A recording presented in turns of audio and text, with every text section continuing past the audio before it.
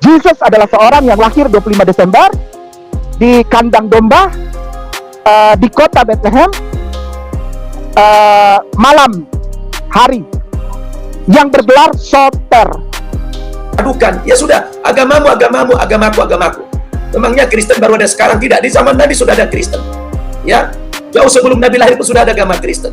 Kenapa? Nabi tidak mencampuri itu. Ya, agamamu, agamamu, agamaku, agamaku. Agar kita setiap tahun jangan sibuk dalam urusan Natal orang lain. Yang Natal siapa? Yang sibuk siapa? Ya, yang Natal si Yohanes, tapi yang sibuk si Muhammad.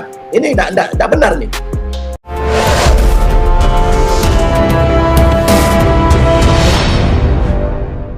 Bismillahirrahmanirrahim.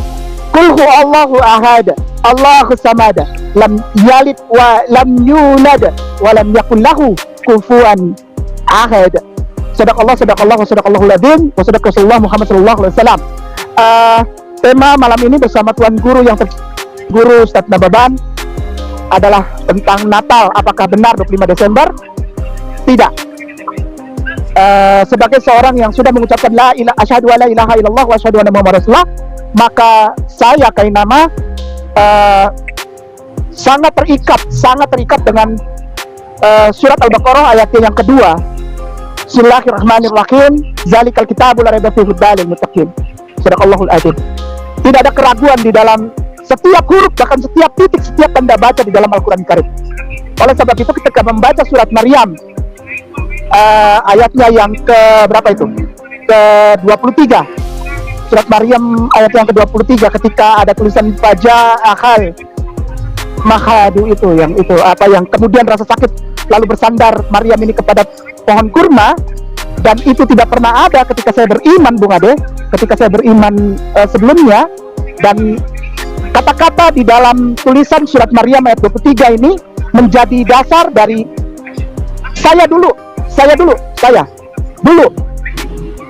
mengatakan bahwa Al-Quranul Karim memperkenalkan Isa yang bukan Jesus. Surat Maryam, Al-Quranul Karim ayatnya yang ke-23 mengatakan bahwa beliau ibunda Isa Al-Masihu bersandar kepada satu batang pohon korma, dan lalu di ayat berikutnya malaikat Jibril mengatakan janganlah kau bersedih, nanti Allah akan mengadakan sungai di bawahmu, lalu goyangkanlah pohon itu dan pohon kurma akan melepaskan buah-buahnya yang matang. Itu menjadi senjata dulu ya Bung Ade, waktu saya masih di sana. Itu menjadi senjata saya bersikukuh bahwa Isa bukan Jesus. Jesus adalah seorang yang lahir 25 Desember di kandang domba di kota Bethlehem malam hari yang bergelar soter. Karena di dalam Lukas pasal 2 ayat 11, malaikat Gabriel menampakkan diri bersama bala tentara sorga, bernyanyi di belakangnya konser musik. Jangan ketawa Bung Ade, orang bilang malaikat konser kok. Ya benar, memang di Lukas 2:11 itu malaikat konser musik. Nyanyinya apa? Gloria in excelsis Deo, Gloria in excelsis Deo. Gloria, terpujilah Dia Bapa di tempat yang maha tinggi, dan damai sejahtera di bumi bagi orang-orang yang berkenan kepadanya. Malam ini telah lahir bagimu, yaitu soter. Beliau terpental ini, Masya Allah. Mungkin terganggu jaringan mungkin beliau. Mungkin tafadhol Ustaz. Baik, Bismillahirrahmanirrahim. Assalamualaikum warahmatullahi wabarakatuh. Afwan terputus. Afwan. Ya. Assalamualaikum, mohon maaf terputus sedikit sebentar. Malam ini telah lahir bagimu soter, juru selamat, yaitu Kristus Tuhan di kota Daud. Padahal kata-kata yang sesungguhnya bukan begitu, gitu. Tidak pernah ada itu. Yang benar adalah dalam bahasa Hebrew-nya adalah Yulad, Mosiah HaMasiah. Jadi Mosiah HaMasiah, Al-Masihu itu telah lahir bagimu, Al-Masihu, Al-Masih. Tidak pernah ada kata soter, juru selamat, tidak pernah ada kata Tuhan, karena di dalam bahasa Ibrani-nya adalah Mosiah HaMasiah Ha'adon, Tuhan yang adalah Al-Masihu. Begitu. Malah di dalam Alkitab bahasa Arabnya ditulis sebagai Maulana, Sayyid Maulana. Ketika saya menemukan itu, maka saya menyusuri itu. Ketika saya mulai belajar bahasa asli dari Alkitab beserta dengan tulisan-tulisan atau seperti referensi-referensi dari tulisan-tulisan bapak-bapak gereja, saya mulai belajar bahasa Yunani, diperkenalkan dengan Vulgata bahasa Latin, lalu ujung-ujungnya adalah bahasa Ibrani yang sangat dekat dengan bahasa Arab. Bahasa kampungnya Yesus itu Aramea, Syriak di Nazaret. Bahasa Aramea berdialek Syriak dan sangat dekat dengan bahasa Arab. Saya mulai menggali tentang 25 Desember dan saya menemukan bahwa Yesus tidak pernah lahir 25 Desember karena menurut keputusan Bapak Gereja yang namanya Clementinus dari Alexandria dalam bukunya Stromatheis itu menuliskan bahwa beliau lahir bulan Pagan, dalam bahasa yang dulu-dulu itu Pagan, tanggal 20 sampai antara tanggal 20 sampai 25, yang begitu dihubungkan dengan kalenderisasi sekarang yang dihitung pada zaman pemerintahan Kaisar di Roma, dan pausnya waktu itu adalah pimpinan tertinggi gereja pada saat itu adalah Paus Gregorius. Diusut-usut apa itu Pagan, itu bulan Mei. Jadi kalau yang Pagan ini antara bulan Mei tanggal 20 sampai tanggal 25, lalu antara April 20 sampai 21. Beliau tidak pernah lahir 25 Desember menurut Bapak Gereja Clementinus dari Alexandria. Lalu saya mulai menyusur, kalau dia tidak lahir 25 Desember, siapa yang lahir?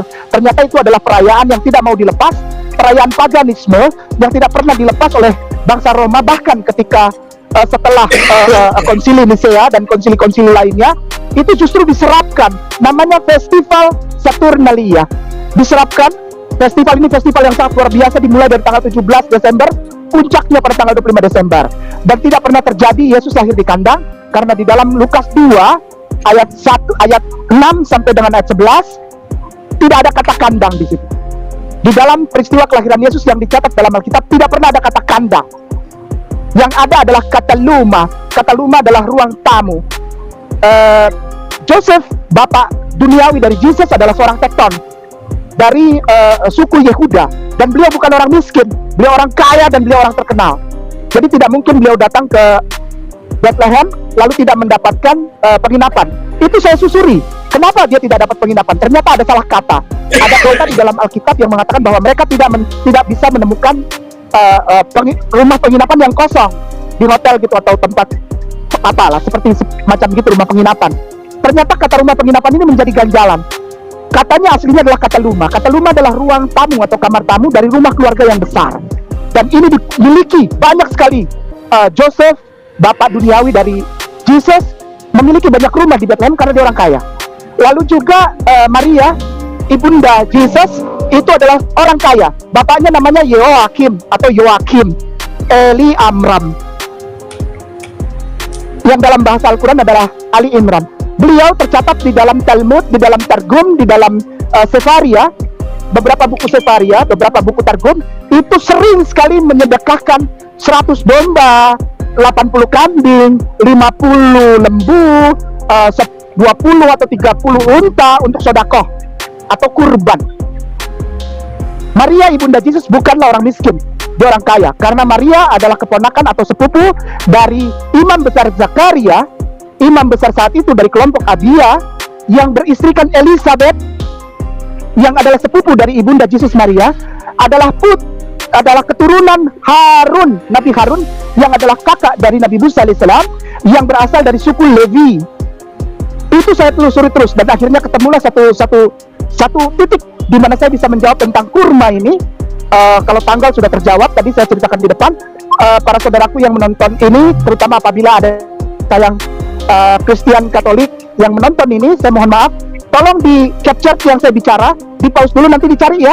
Clementinus dari Alexandria dalam bukunya Stromatheis, Yesus lahir antara 20 sampai 25 Mei atau 20 sampai 21 April. Joseph orang kaya karena dia adalah tekton adalah bahasa sekarangnya insinyur, ahli bangunan khusus Bait Suci Yerusalem dan daerah sekitarnya untuk urusan kayu-kayu mahal, namanya aras, kayu aras. Lalu tidak pernah ada istilah kandang di dalam Bible, dan tidak pernah ada istilah Joseph tidak bisa dapat rumah penginapan, karena kata luma bukan rumah penginapan tapi kamar tamu. Maria adalah putri Yoakim Eli Amram atau Ali Imran, kaya, tercatat di dalam Targum. peparia. Lalu yang terakhir kurma. Ada tempat mungkin bisa minta tolong ketik sebentar, boleh? Siap, Ustaz, boleh. saya mohon izin. Siap. Ustaz Nababan saya mohon izin, dan Ustaz Bungade saya minta tolong ketik Siap. di ininya di Google kosong saja. Ya. Google kosong saja. Ya. Itu namanya saya ingat dulu. Bentar. Itu sampai sekarang masih ada. Ustaz Nababan pernah ke sana. Namanya Hadek Laim Date Growers. Itu di Tel Aviv, yang jalan menuju ke Tel Aviv, Street 6. Itu ada perkebunan besar sekali namanya Hadek Laim. Sampai sekarang Ustaz Nababan ke sana loh, udah pernah loh, Bung Ade. Wah, kalah sama Ustaz Nababan. Ustaz Nababan udah pernah lihat tempatnya Yesus lahir. Udah sampai beliau di sana, di Hadek Laim. Ketik ya, HADIK Laim, Hadek Laim. Hadek Laim biasa. Hadek Laim. Laim. Spasi Hadik, HADIK. Hadik Laim, bukan Hadek Laim. Hadik Laim spasi Laim. Oh, itu disambung, Hadik Laimnya disambung. Hadik Laimnya Hadik Laim. Ya, siap. Sampai sekarang masih ada itu tempat. Hadik Laim. Itu diperbaiki, pabriknya diperbaiki Bung Ade tahun 1982. Sekarang jadi makin besar lagi. Itu. Jadi jangan bilang bahwa di sana tidak ada kurma ya, salah. Hadik Laim spasi DATE spasi GRO ya. ya GRO WERS Growers. Sambung ya. Iya, Growers WERS spasi Tel Aviv. Entar, lihat gambarnya, sampai sekarang masih ada itu tempat.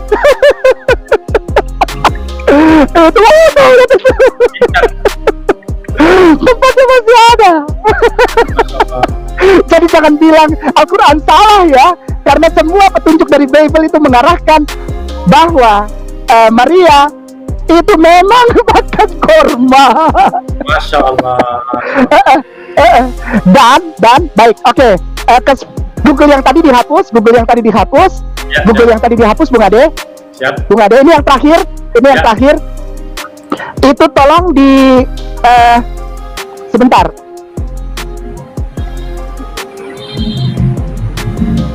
Keluaran 15 ayat 27. Keluaran 15 ayat 27.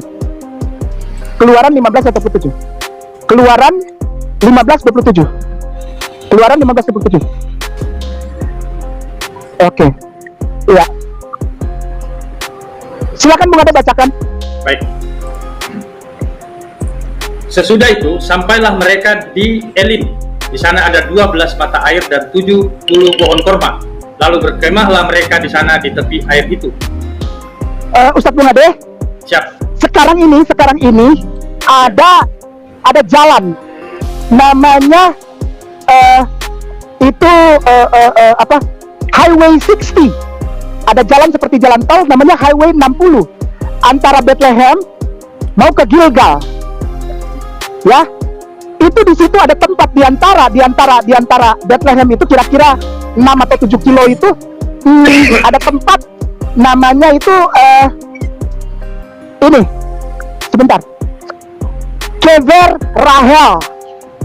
Ada tempat di kilometer 60 itu, jalan dari Bethlehem keluar Bethlehem menuju ke Gilgal itu ada tempat namanya Kever Rahel. Nah, di situ ada masjid namanya Masjid Bilal bin Rabah. Subhanallah. Iya, sampai sekarang nih. Dia tanya aja sama Ustaz Nababan, saya rasa Ustaz Nababan sholat itu kali nggak tahu. Itu ada namanya Kever Rahel. Di situ ada pohon besar, lalu ada pohon-pohon kurma di situ, dan ada masjid sampai sekarang ada namanya Masjid Bilal bin Rabah. Dan di situ diperkirakan Maria melahirkan Yesus. Karena Maria tidak bisa melahirkan di dalam kota Bethlehem karena ada hukum Yahudi. Kepada saudaraku Kristen dan Katolik, mohon maaf ya, ada hukum Yahudi, tidak boleh lahir di Bethlehem. Hukum Yahudi menyatakan bahwa perempuan melahirkan itu dia harus keluar dari orang umum, dia harus menyendiri, dan setelah lahir bayi dibersihkan ari-arinya dan bayinya bersih dan dia sendiri juga sudah bersih, baru dilayani sama perempuan-perempuan yang sudah pernah melahirkan. Bahkan perempuan yang belum melahirkan belum bisa dekat sama beliau yang melahirkan perempuannya. Hukumnya itu adalah 40 hari untuk anak laki-laki, perempuan yang melahirkan itu najis, 80 hari untuk perempuan yang melahirkan bayi perempuan.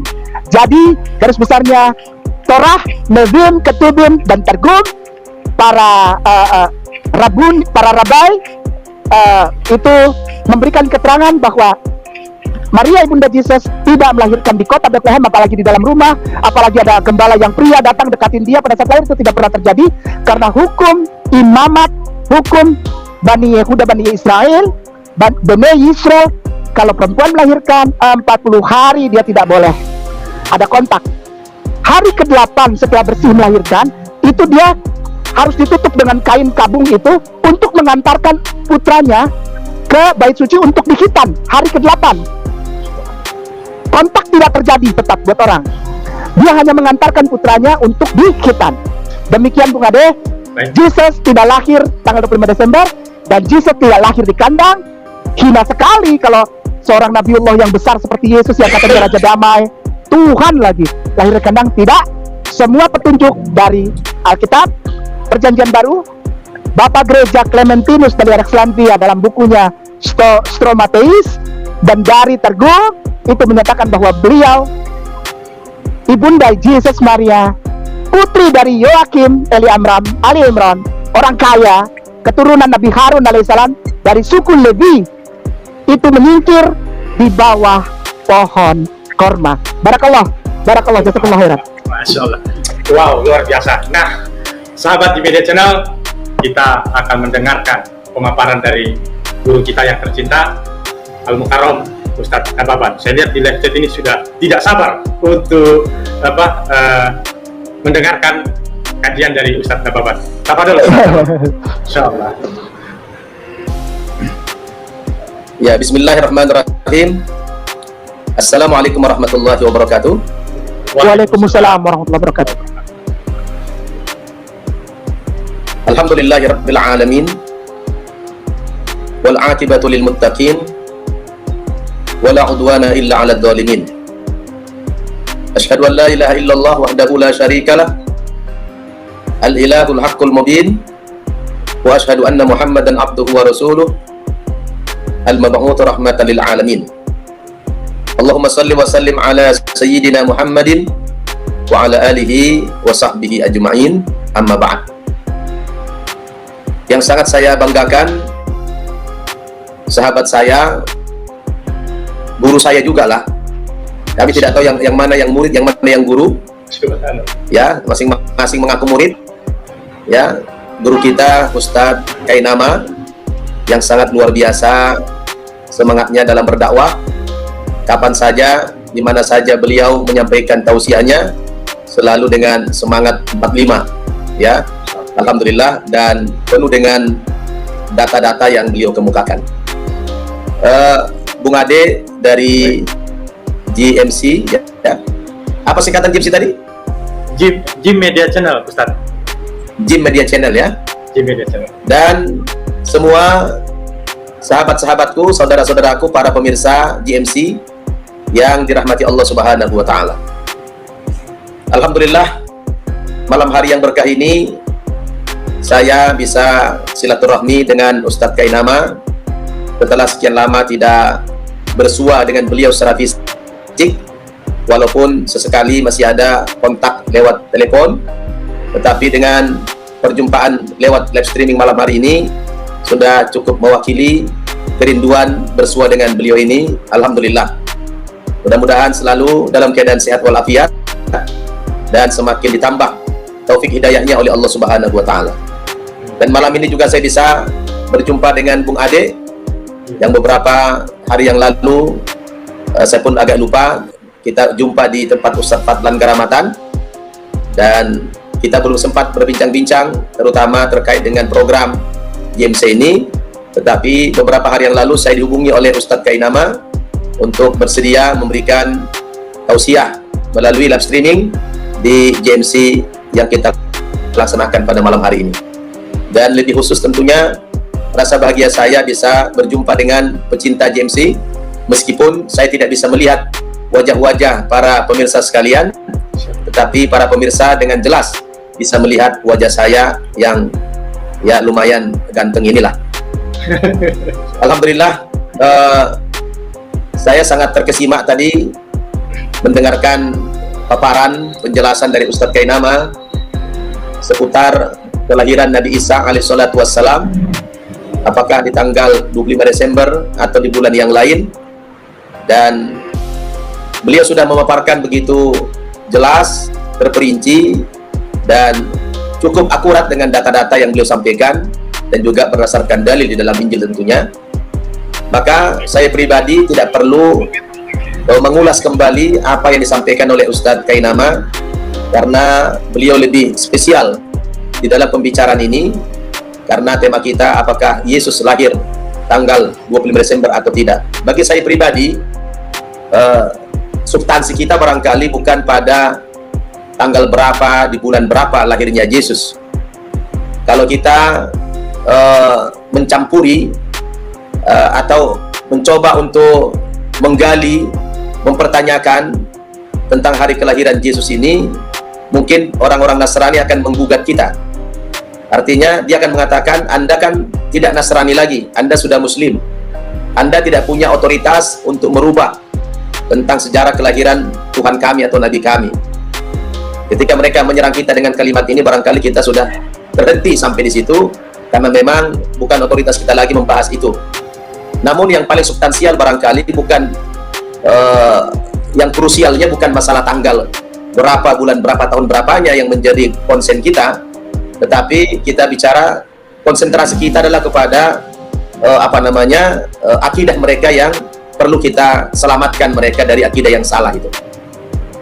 Al-Quran memang berbicara tentang bahwa Yesus itu atau Nabi Isa itu lahir di pohon korma. Sebenarnya korma yang dimaksud di sini pun bukan persoalan musim, karena peristiwa kelahiran Nabi Isa ini adalah merupakan peristiwa mukjizat. Saya ulangi, peristiwa mukjizat, maka tidak bisa dihubungkan dengan musim. Ya, contoh gimana? Dalam Quran surat Maryam tadi dijelaskan oleh Allah bahwa ketika Nabi Isa itu, ketika Maryam hamil secara tiba-tiba, yang memang Allah Subhanahu wa taala mengutus malaikat Jibril untuk menyampaikan berita kepada Maryam bahwa Allah Subhanahu wa taala akan menitipkan seorang anak lewat rahimnya yang tanpa proses pernikahan. Betapa terkejutnya Maryam ketika itu, mengatakan kepada malaikat, bagaimana mungkin saya bisa hamil sementara saya belum pernah menikah, bahkan belum pernah ada laki-laki yang menyentuh saya. Tapi malaikat mengatakan, bagi Allah sangat mudah untuk memberikan anak, menitipkan anak lewat rahimmu, kata malaikat Jibril dalam dialog dengan Maryam. Seketika begitu terjadi dialog, Maryam itu hamil, dan hamilnya tidak lewat proses 1 bulan, 2 bulan, 3 bulan, langsung hamil tua.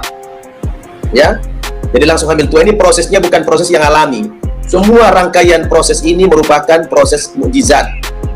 Nah, ketika dia hamil, dia merasa terpukul, merasa sedih. Apa kata dunia? Keluarganya, keluarga terhormat, keluarga Nabi, dan masa putrinya dituduh seorang penzina. Beban moral yang ditanggung oleh Maryam saat itu luar biasa. Maka Maryam pergilah mengungsi, ya, mengungsi ke sebuah tempat yang tadi sudah dijelaskan oleh Ustadz Kainama, dalam rangka mengisolasi diri dari ejekan, tuduhan, fitnahan yang dilakukan oleh umat masa itu kepada Maryam. Maka ketika dia berangkat ke sana, dia bersandar di bawah pohon korma. Kormanya ini bukan korma biasa, ini pasti korma mukjizat. Jadi kalau kita mengkaji ini, korma, apakah korma itu kan berbuah di musim panas, sedangkan bulan Desember itu adalah musim dingin, musim salju, tidak mungkin di situ berbuah. Kalau itu yang mau kita soroti, sebenarnya kita akan terjebak dengan sendirinya. Kenapa? Karena korma yang dijelaskan dalam Al-Quran pun bukan korma yang biasa, ya. Itu semua adalah korma mukjizat. Ketika dia bersandar, ya tiba-tiba saja, bagi Allah mudah. Yang tadinya tidak musim korma, gampang saja langsung bermusim korma dibuat Allah.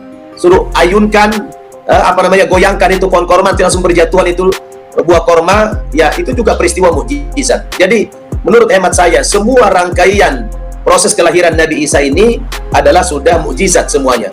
Mulai dari kehamilannya, mulai dari bersandarnya, mulai dari pohon kormanya. Bukan pohon korma biasa ini pohon korma yang mukjizat dari Allah Subhanahu wa taala. Bisa saja saat itu bukan musim berbuah, tapi karena mukjizat Allah berikan dia berbuah. Ya, jadi oleh karena itu saya agak kurang merasa penting mengkaji soal kelahiran Nabi Isa ini, apakah di musim korma berbuah ataukah di bulan Desember. Bagi saya ini tidak terlalu substansial. Yang paling substansial itu adalah kita mengkaji dari aspek akidahnya, bahwa kedudukan Nabi Isa, dia dilahirkan dalam rangka apa begitu. Ini yang menjadi konsentrasi saya untuk dakwah. Kalau kita mengkaji tanggalnya berapa itu mungkin perdebatan yang tidak pernah selesai nih. Kalau orang Nasrani menyerang kita, dia akan mengatakan yang punya otoritas menentukan bukan Anda, tapi kami. Nah, kita mau bilang apa? Nah, tapi kalau kita masuk dari aspek akidah, masih berpeluang kita untuk menang. Masih besar peluang kita untuk bisa menaklukkan keyakinan mereka. Tapi kalau kita berdebat masalah kelahiran ini, saya pikir kita tidak akan pernah ketemu titik pangkalnya, gitu ya, ujung pangkalnya. Kebetulan saya sendiri sudah pernah 2 kali berkunjung ke Bethlehem, dan saya juga sudah pernah naik ke Bukit Golgata. Sesekali juga saya berdialog dengan orang-orang Kristen Arab di sana. Apa yang saya cari itu juga tidak saya temukan, gitu ya. Kalau kita bicara di Bethlehem, Bethlehem itu sekarang tempat kelahiran Yesus, itu yang mereka klaim tempat kelahiran Yesus. Justru di Bethlehem itu ada 6 buah gereja. Ada 6 buah gereja di dalam Bethlehem itu. Di tempat kelahiran Yesus itu ada 6 buah gereja. Dan beda-beda namanya. Beda-beda juga tata cara ritualnya. Nah, tapi anehnya setiap masing-masing kelompok ini mengklaim mereka lah pengikut Yesus yang sebenarnya. Tapi mereka beda tata caranya. Jadi saya kadang-kadang timbul tanda tanya, andaikan Allah izinkan Nabi Isa datang lagi ke Bethlehem itu, dia sendiri bingung, ya, karena masing-masing mereka mengklaim itu. Dan di seberang sana, di depannya gereja-gereja itu ada Masjid Umar bin Khattab yang begitu besar, ya. Jadi saya juga pernah ke Golgota itu, saya tanya Kristen Arab di sana, apa benar dulu Yesus disalib di sini? Mereka menjawab justru tidak terlalu meyakinkan begitu. Nah, oleh karena itu saya ingin masuk kepada hal-hal yang substansial saja, bukan masuk kepada hal-hal yang akan menimbulkan berbagai perdebatan, terutama kalangan kita dengan orang Nasrani, dan ini tidak akan pernah selesai. Tetapi kalau kita masuk kepada wilayah-wilayah akidah ini, sangat mungkin kita bisa berdakwah kepada mereka, menyelamatkan iman mereka dari kesesatan itu. Kebetulan sekarang ini momentumnya adalah momentum perayaan Natal mereka. Hari ini saja sudah ramai di Indonesia, ya. Indonesia setiap tahun di bulan Desember kita selalu umat Islam paling heboh. Cuma anehnya kadang-kadang kalau kita mau Lebaran, Idul Fitri atau Idul Adha, kok orang Kristen tidak pernah heboh gitu ya. Saya kadang-kadang miris. Kenapa ya setiap kali orang Nasrani mau Natalan yang paling sibuk orang Islam. Tapi kita tahun hari raya Idul Fitri mereka tidak pernah sibuk. Apa pentingnya sih kita umat Islam ini begitu? Ya. Ini menjadi pertanyaan yang besar dari saya. Kita dulu sama kayak nama lama, dan antum juga Bung Ade pernah enggak dulu kita sibuk ngurusin hari raya orang Islam? Tidak pernah. Anda pernah sama sekali? Teringat pun tidak pernah kita. Tapi kenapa orang Islam paling sibuk ya mengurusi Natalnya orang-orang Nasrani? Bahkan hari ini saja udah berapa banyak orang bertanya saya tentang hukum Natal. Bahkan Abu Janda melalui media dia menantang umat Islam, kalau ada dalil dalam Al-Quran maupun dalam hadis yang melarang umat Islam mengucapkan selamat Natal, saya akan berikan kepada mereka hadiah 50 juta. Nah, ini selalu muncul. Nah, saudara-saudaraku yang saya cintai karena Allah Subhanahu wa taala. Berbicara tentang akidah, tentunya kita tidak boleh mencampur adukan. Karena kalau kita baca dalam sejarah asbabun nuzul, sebab-sebab turunnya surat Al-Kafirun dulu adalah melalui sebuah proses penawaran bermacam-macam kompromi yang dilakukan oleh orang-orang kafir kepada Nabi agar Nabi mau berhenti berdakwah. Tapi semua misi mereka gagal. Ya, mereka berusaha membujuk Nabi untuk berhenti berdakwah. Kalau Nabi mau berhenti berdakwah, maka akan diberikan dia kedudukan yang paling tinggi di kalangan kafir Quraisy. Dia diangkat menjadi pemimpin. Nabi menolak. Atau Nabi akan diberikan hadiah berupa wanita tercantik di zaman itu. Pun Nabi menolak. Atau diberikan semua harta ya orang-orang Quraisy kepada Nabi. Nabi juga menolak. Ya, bermacam-macam kompromi yang mereka lakukan kepada Nabi ditolak oleh Nabi. Sampai Nabi katakan apa? Law wada'u asy-syamsa fi yamini wal qamaru fi yamini yasari. Seandainya mereka letakkan ya matahari di tangan kananku dan rembulan di tangan kiriku supaya aku berhenti berdakwah, maka saya tidak akan pernah berhenti dakwah, kata Nabi, atau aku mati atau aku hancur karenanya. Jadi ketika sudah mentok, tidak lagi menemukan berbagai macam cara negosiasi kepada Nabi untuk menghentikan dakwah-dakwah Nabi ini, maka mereka kembali menawarkan bagaimana kalau komprominya lagi adalah kalau hari Jumat orang-orang sana ikut ke masjid, kemudian di hari Sabtu orang Islam ikut ke sinagog, hari Minggu ikut ke gereja, begitu kompromi yang semacam ini, maka turunlah ayat yang mengingatkan Nabi. Qul ya ayyuhal kafirun, katakan ya Muhammad, wahai orang-orang kafir, la a'budu ma ta'budun, aku tidak akan pernah menyembah apa yang kamu sembah, wala antum abiduna ma'bud, dan aku juga tidak menyembah apa yang kamu sembah. Ditakkid lagi, diulangi lagi ayat itu oleh Allah, wala ana abidum ma'abadtum, saya sekali-kali tidak akan pernah menyembah apa yang kamu sembah, wala antum abiduna ma'bud, dan kamu juga tidak akan pernah menyembah apa yang aku sembah, lakum dinukum waliyadin, bagimu agamamu, bagiku agamaku. Jadi persoalan akidah yang semacam ini sudah paten, sudah baku, sudah mutlak. Jadi kalau ada pertanyaan, ada nggak dalilnya dalam Al-Quran pun dalam hadis yang melarang mengucapkan selamat Natal? Nabi tidak berminat membahas itu. Sahabat-sahabat, generasi tabi'in, tabi'ut tabi'in, dan para salafus soleh terdahulu tidak pernah membahas tentang Natal ini, karena memang ini persoalan akidah yang sudah jelas, bagimu agamamu, bagiku agamaku. Cuma ulama-ulama kontemporer, ulama-ulama yang datang belakangan ini, ya, yang saya tidak tahu mereka ini berani memberikan satu statement, berani membuat sebuah fatwa-fatwa baru tentang kebolehan mengucapkan selamat Natal dan lain sebagainya, bahkan boleh mengikuti ritual ini. Saya pikir ini pasti timbul berbagai pertanyaan kita, motivasinya apa begitu. Dalam sejarah tidak pernah ada perdebatan itu, dan ulama tidak pernah membahas itu. Kenapa? Karena ini persoalan yang sudah qat'i, yang sudah jelas, ya. Karena agama mereka, kalian mau Natal silakan Natal, kami tidak ada campur tangan, dan kami tidak akan pernah mengganggu Anda, karena Islam melarang mengejek, menghina, mengganggu. Agama lain dilarang dalam Islam. Allah mengatakan dalam surat Al-An'am ayat 108, wala tasubbul ladzina yad'una min dunillah fayasubbullaha adwan bighairi ilm. Jangan kamu mengejek, menghina sembahan-sembahan agama lain. Jangan kamu hina Tuhan-Tuhan mereka. Sebab kalau kamu hina Tuhan mereka, mereka akan balik membalas ejekan, mengejek Allah lebih dahsyat lagi daripada kamu, kata Allah. Jadi kenapa tidak ada kita temukan dalam literatur klasik yang membahas ini? Karena ini adalah ranah akidah yang tidak boleh kita campur adukan. Ya sudah, agamamu, agamamu, agamaku, agamaku. Memangnya Kristen baru ada sekarang? Tidak, di zaman Nabi sudah ada Kristen. Ya, jauh sebelum Nabi lahir pun sudah ada agama Kristen. Kenapa? Nabi tidak mencampuri itu. Ya, agamamu, agamamu, agamaku, agamaku. Ulama-ulama salaf juga terdahulu tidak pernah membahas itu. Tapi abad 20 ini, kesini kemari ini, ya, muncullah fatwa-fatwa kontemporer yang bersifat ijtihadi dari kalangan ulama-ulama Indonesia. Ada dua pendapat di sini, satu pendapat yang lurus, yang istiqomah, yang mengikuti Al-Quran dan Sunnah, yang baku, yang sudah paten ini, dan ada ulama-ulama yang mungkin tergoda oleh rayuan masalah jabatan, mungkin masalah materi, masalah segala macam, sehingga merasa terganggu dia kalau tidak mengucapkan selamat ini kepada orang-orang lain. Padahal sebenarnya hal ini tidak perlu terjadi. Setiap tahun kita disibukkan dengan perdebatan, pertanyaan, dan mungkin ini karena pengaruh dominasi ekonomi saudara-saudara kita non-muslim kepada Islam, yang memang mereka punya misi.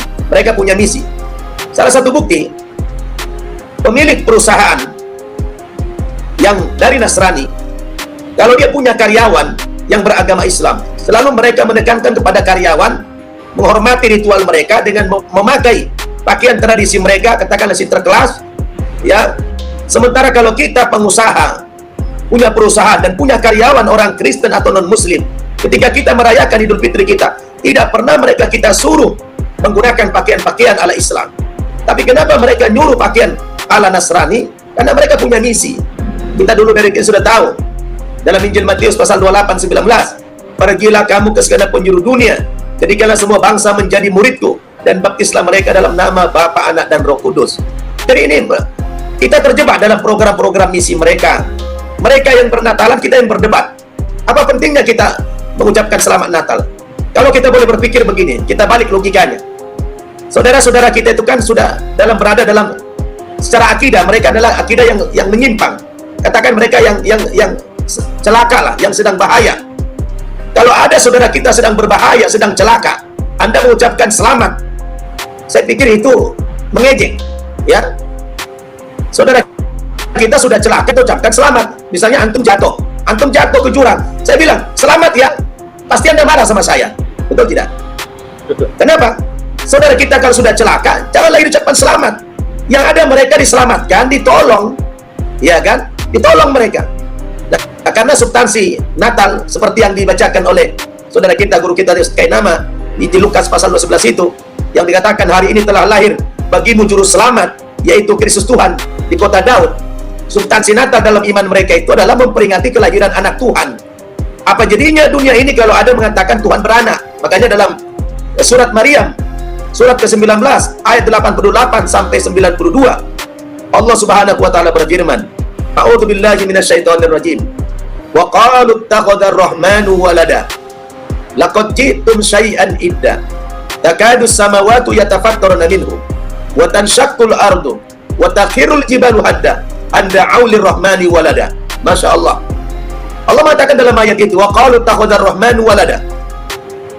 Orang-orang Yahudi dan Nasrani mengatakan Allah yang Maha Pemurah itu punya anak. Jadi Allah punya anak menurut keyakinan mereka. Anak Allah menurut orang Yahudi namanya Uzair. Anak Allah menurut orang Nasrani namanya Isa. Ketika mereka mengatakan Allah yang Maha Pemurah itu punya anak, Allah murka, Allah marah. Kata Allah apa? Laqad ji'tum syai'an idda. Sungguh kalian telah mendatangkan perkara yang mungkar kepadaku, kata Allah. Akibat dari ucapan kamu itu, akibat dari pengakuan kamu itu, takadus samawati yatafattarna minhu. Hampir-hampir langit itu mau terpecah. Wa tanshaqqul ardu, bumi mau terbelah. Wa taqirul jibalu hadda, gunung-gunung mau meletus. Anda aulir rahmani walada. Karena dahsyatnya pengakuan mereka yang mengatakan Allah yang Maha Pemurah itu punya anak. Wa ma yanbaghi lirrahmani ayattakhidha walada. Padahal tidak pantas bagi Allah memiliki seorang anak. Jadi saudara bisa bayangkan bagaimana reaksi alam ini. Alam ini semuanya protes. Alam ini semuanya marah terhadap orang Nasrani yang mengatakan Allah itu punya anak. Langit mau runtuh, bumi goncang, gunung mau meletus, air laut mau tumpah ke darat, tsunami. Karena dahsyatnya pengakuan mereka yang mengatakan Allah itu Maha punya anak. Nah, kalau alam saja marah, alam ini murka semuanya dengan kesaksian itu. Masa kita yang mengaku beriman, mengaku beragama Islam masih memberikan sebuah legitimasi, memberikan sebuah pengakuan, ucapan selamat? Ini logikanya tidak masuk ini. Ada orang sudah celaka tapi diucapkan selamat. Itu kalau saya yang celaka saya bisa marah itu. Ya kan? Kalau kita pakai logika yang terbalik begitu. Dalam menurut keyakinan kita orang Islam. Mohon maaf saya bicara ini dalam konteks keimanan orang Islam, bukan bicara general. Dalam konteks iman orang Islam, mereka kita anggap adalah orang yang sudah keluar dari akidah yang benar. Maka orang ini kalau sudah nggak selamat, jangan ucapkan selamat, tapi selamatkan iman mereka di jalan yang lurus. Jadi saudara-saudaraku yang saya cintai, karena Allah Subhanahu wa taala, ini yang perlu kita sampaikan kepada umat sebenarnya. Kenapa kita sibuk membahas persoalan yang semacam ini sementara mereka tidak pernah sibuk? Urgensinya apa? Tentu urgensinya karena mereka ada usaha-usaha untuk menarik umat Islam mengikuti tradisi mereka. Dan Rasul menegaskan, hadis riwayat Abu Daud dari Ibnu Umar radhiyallahu anhuma, Nabi mengatakan, man tashabbaha biqaumin fahuwa minhum. Barang siapa yang menyerupai suatu kaum, maka dia akan digolongkan kepada kaum itu juga. Jadi kalau kita niru-niru mereka, berpakaian kebesaran mereka, maka pada saat itu golongan kita adalah masuk kepada kelompok mereka juga. Jadi Bung Ade, guru kita Ustaz Kainama, saya rasanya kok lebih tertarik membahas konsep akidah ini daripada membahas tanggal berapanya dia lahir, karena itu tidak ada upaya memberikan satu jalan keluar kepada mereka, yang ada debat kusir dengan mereka. Dan saya pikir mereka lebih punya otoritas membahas tanggal-tanggal itu daripada kita, karena itu adalah keyakinan mereka. Tetapi yang mungkin ada titik temunya kita membahas masalah akidah dalam rangka dakwah kepada mereka adalah, dan juga penegasan kepada umat Islam agar kita setiap tahun jangan sibuk dalam urusan Natal orang lain. Yang Natal siapa, yang sibuk siapa, ya? Yang Natal si Yohanes, tapi yang sibuk si Muhammad. Ini tidak benar nih. Kita yang Idul Fitri, mereka tidak pernah siapkan apa-apa, ya kan? Nah, oleh karena itulah, jangankan mengikuti ritual-ritual mereka di bulan ini, memberikan kata-kata selamat pun saya pikir sesuatu yang tidak etis. Di samping Quran sudah mengatakan tadi, lakum dinukum waliyadin, bagimu agamamu, bagiku agamaku. Itu sudah selesai. Biarkan mereka Natal-Natalan, kita tidak punya kepentingan dalam rangka itu, ya kan? Biarkan. Apalagi sampai ada ormas-ormas Islam yang mengawal gereja, khawatir ada ancaman dari orang Islam. Seakan-akan dikesankan nanti orang Islam itu tukang bom rumah ibadah. Dan Islam melarang itu. Kalau ada orang Islam berkeyakinan ngebom gereja sebuah jihad, saya tegaskan, itu bukan jihad, tapi jahat. Itu kejahatan yang luar biasa, yang bertentangan dengan nilai-nilai akidah dan nilai-nilai syariat Islam. Islam tidak sekejam itu. Dan melarang umat yang menghancurkan rumah ibadah agama yang lain. Karena di zaman Nabi juga ada rumah ibadah agama lain yang tidak dihancurkan oleh Rasulullah Sallallahu Alaihi Wasallam. Jadi, bagi yang mendengarkan tausiah saya ini, barangkali perlu kita merenungkan. Kenapa kita tidak temukan dalil-dalil dalam sejarah tentang hukum mengucapkan ini? Karena sudah ada penjelasan yang qot'i, lakum dinukum waliyadin, jadi nggak perlu orang bikin cari-cari dalil. Ngapain? Ya kan?